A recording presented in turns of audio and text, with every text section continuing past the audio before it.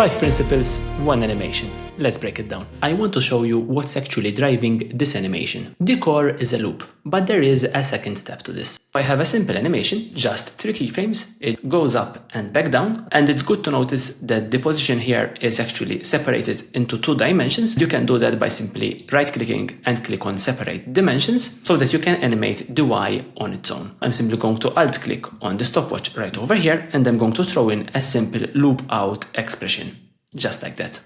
Now it loops perfectly, and this is boring, like a screensaver. The fix, loop it, and break it. And I can only do that if I have full control over the speed and timing of the loop. I have actually tweaked the expression to give me exactly that. And before we add that expression, just make sure to add a slider control to this shape layer, and we're going to rename it to timing. Make sure the naming is exactly like this, duplicate that, and rename the second one to amount. Now I'm going to paste the new loop out expression right over here, and I'm of course going to give you this, so just check the link in the description for that. Paste that right over there, and right now nothing is really happening. That is because we need to animate this loop using the timing right over here. I'm first going to give it an amount value of 1, and then I'm going to go to the timing, and I'm going to add a keyframe at the start in here, move forward for instance to the 7-second mark in here, and we're going to give it a value of 5. And if I see this animation, we can see that we have an even loop in here. Here's where it comes really interesting. If I go in the center right over here, and I open that value of the timing, I can simply add another keyframe in here. Now I'm going to jump to the graph editor. So click on that, and right here you can see 3 keyframes. Keyframe 1, 2, and 3. And to explain this very briefly, the higher you are in the graph editor, the more speed you have, and the lower you are in the graph editor, the slower you get. So to do that, I'm simply going to select the middle keyframe and clicking the Auto Bezier button right over here. Then we can simply pull this down, and I'm going to pull these handles right over here. And like that, I can really fine-tune the speed of that loop and give this whole animation more interest. Now we have a looping animation, but it feels lonely. And the obvious solution is more shapes. So I have duplicated this layer 7 times to have 7 shapes, but they are still perceived as one. The loop is there, but there is no life between them. However, the fix is simpler than you think. Watch what happens when I stagger these. I'm going to pick the bottom one, and then hold Shift on my keyboard and pick the first one. And like this, I can simply hold Command and Option on my keyboard and pull these, and can stagger them one after the other, so the animation would have an offset. And like that, we can create this nice wave effect. We can really see the difference in the loop speed playing out in front of us. Finally, let's add another effect to make this look even more convincing. Pick Shape Layer 1 and drag and drop a hue and saturation effect. From here, I can simply toggle the stopwatch of the channel range at the start of this layer, hit U on my keyboard, and like that I can see the keyframes to move right over here, go to Master Hue and rotate the wheel just slightly, just until I see it more red like that. Then I'm going to move forward right over here and go back to 0. Now I can pick these keyframes, go to the graph editor, and from here, pick these keyframes, hit F9 on your keyboard, and then simply pick the first handle and pull it like that, the end handle like this, and the middle handle, I'm going to zoom in a little bit in here, we're going to squeeze them in like that. This way, that orange kind of blinks at this place, and we can see that tiny blink right over there. And what I would like to do is actually to make this loopable. And to do that, now it is super simple. We're going to go to the Y position where we had originally pasted that expression, and I'm simply going to copy it. Now go to the channel range, hold Alt on your keyboard and click on the stopwatch and paste the expression right over here. One small thing that we need to do is we need to delete the amp and the times right over here, and that's basically it. And now this is actually loopable like that. So finally, we're going to pick the hue and saturation effect, copy it, go to the start of this layer and simply paste it on all of the other layers. So select them all and paste. And there we go. Now when we play that, we can see that little change in color running through them just like that. Everything we just talked about, the loop, breaking the rhythm, controlling the timing, all of that lives or dies by one thing. You can spend 10 hours perfecting your animation, but if the soundtrack is not right, none of it lands. Which brings me to the third principle, and also Ace Studio, who are sponsoring this segment of the video, to highlight their new video composer tool. You literally just drop your video into their software, it automatically generates a soundtrack that matches the rhythm of your animation. I am inside of Ace Studio, and firstly I am going to drag and drop a video file right here, and immediately we can play that, then we can generate the music. Select this video track, click on Compose with Agent. And right over here, I can write my prompt for it to generate the music. And in this case, I would like to create a sleek music intro, which resembles like the Apple aesthetic. Now, of course, the music is as good as your prompt is, so I'm going to try my best here, and let's see what we get. So I'm going to type in sleek, Apple style, modern, orchestral, electronic, premium product launch video. So I'm going to click on this button, and there we go. It has generated a music track based on my video, so let's see how that sounds.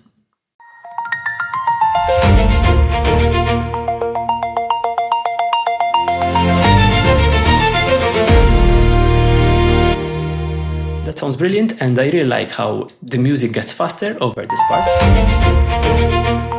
Now, of course, from what I have tried, sometimes this gets it really well, and other times you might need to iterate and ask it something else. So let's imagine I wanted a completely different style. I'm going to type in change this music track to an orchestral dubstep style, sleek and minimal, and let's see what we get. Okay, here we go. We have a second try in here.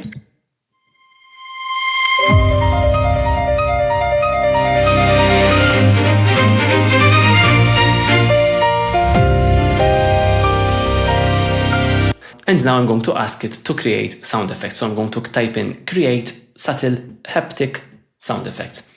It has generated the sound effects for us, and it actually layers them out in my timeline in here, so I can even edit them further. Another thing that I would like is to kind of have like a transitional whoosh right over here. I'm going to select this video, and I'm going to ask it to create a transitional whoosh sound effect. So now let us hear the whole thing together.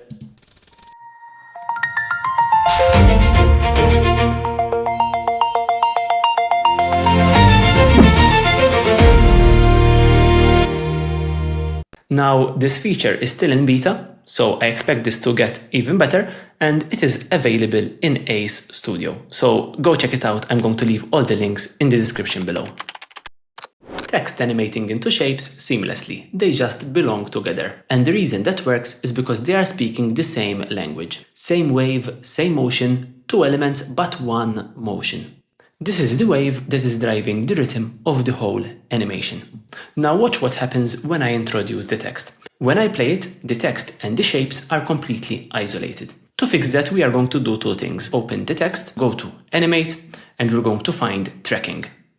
It's right down below, Tracking. Toggle the stopwatch right as the animation starts in here. Move forward until the animation settles, and here we are going to increase the tracking amount, and watch what happens. As I increase this opens up like that. So now I have this motion that matches the other motion. We are just going to select both of these keyframes and hit F9 on our keyboard. This will ease them. And if I go inside of the graph editor, we can simply pull this handle in here until this meshes correctly right over there. And like that, the movement meshes perfectly, and we can see how that looks. And that already looks so much better, but now we are also going to match the wave. Reselect the text, go to Animate, and choose Position. From here, increase the position until it is on the highest part right over here of these shapes. And now we can open the Range selector. And from the Range selector, we just need to tweak three properties. Open Advanced, and we're going to change the shape from square to smooth. And this will immediately give us that wave-like motion. And now we are going to keyframe the offset. Keyframe it from a negative value of -100, and that would bring that down, move all the way at the end of this animation to give it a value of 100. This does a single wave of motion like that. Now watch this closely. All I care about at this moment is how the letters are rising up. So for me what matters is that these letters line up when they are rising up like that. That is because finally I just added a final animator, so I'm going to toggle that on right over here, and this animator just cuts the out part right over there. And now everything looks so seamless. Now, of course, I am going quite fast over these concepts, but if you'd like to learn something specific, like for instance, text animation, I have many videos just on that on my channel, so have a look there. And also if you'd like to learn something specific more in detail, please let me know in the comment section below. And I humbly ask you to actually like and subscribe. This would really help me to reach more people and be able to do more videos like this one. Now on to principle 5. This is our last principle, but hang in there because in the end I'm actually going to show you one final tip that ties this all together. Back to principle 5. This is overarching animation. Basically, it's a universal animation that ties all the animation together, making it flow better, smoother, and even add more interest. And we can easily do this using nulls. Let me explain. So I jumped right into my project. I have added a null layer. I parented all of these layers to that null layer. And what I want to do is actually create a secondary animation that actually drives these layers' positions. I can do that using the scale of this null.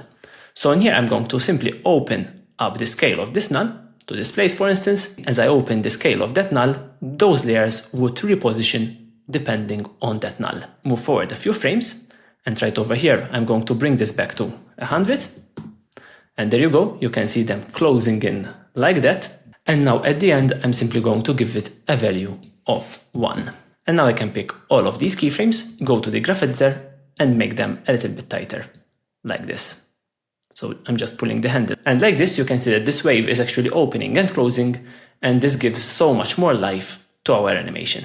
Of course, another small thing that I did right over here was that I adjusted the scale of these shapes in here so that they would scale down and scale up throughout the animation to give it a little bit more interest. Now everything I have just showed you, I have packaged 2000 versions of this into a single plugin.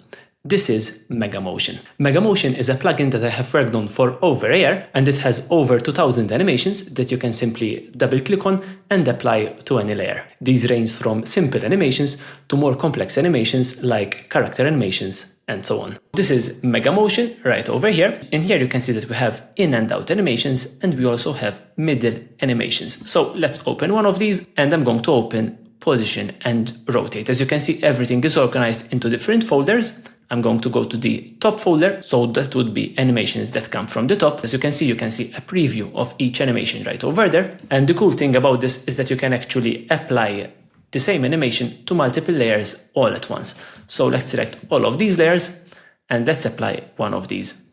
There we go, click apply, and there we go, our animation is done. Let's look at that. And that looks perfect. The great thing is that these animations are actually customizable. So if I go inside of one of these, I can simply, for instance, reduce its loop duration to, for instance, 1. And if I copy this whole effect, Command C, I can simply paste it on the others. And now the duration of that loop is shorter. And now we have this new animation. We can also tweak things like, for instance, animation intensity. So if we reduce the animation intensity to, for instance, 5%, now the animation is much less, as you can see. And of course you have 2000 other options of these, and you can actually combine these animations together to create new animations. So let's have a quick look at that. I'm going to go to in and out animations, and I'm going to apply a simple overshoot animation, for instance. And like that, we can see that nice bounce animation as they come in. And apart from these simple animations, it also comes with more complex animations, for instance, things like character animations and so on.